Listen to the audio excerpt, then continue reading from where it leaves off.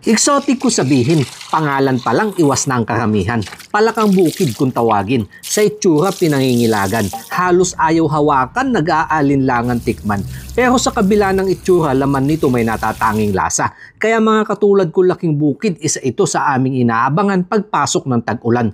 Masarap na ulam, panalo din sa pulutan. Pagkatapos malinisan sa lalagyan, patis unang ginamit sa laman.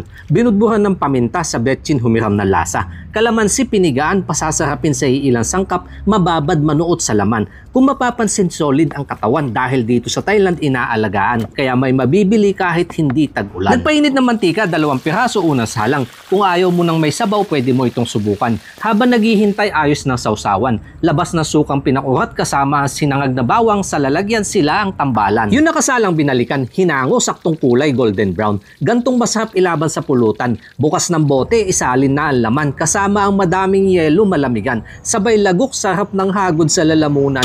Bullfrog na prito, bullfry. Eto ang version ko.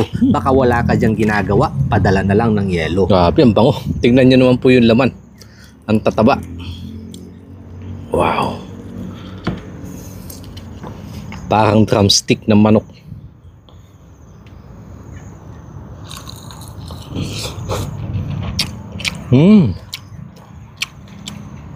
Napakalasa.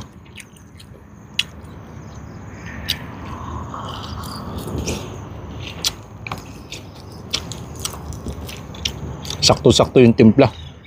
At saka po yung sarap na sausawan.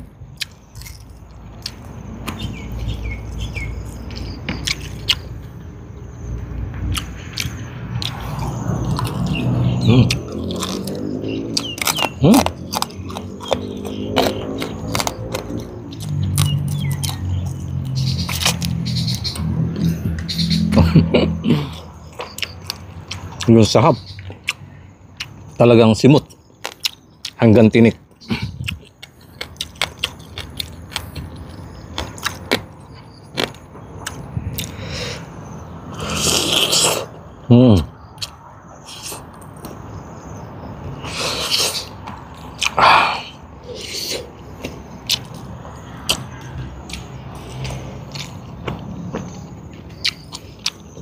Ito, masarap na pulutan. Yung nga lang, huwag mong ihahap ng gantong buo. Kundi saglit lang, ay, ubos yan.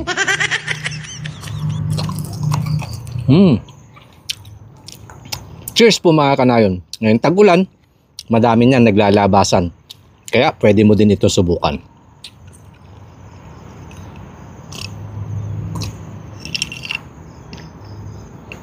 Ah.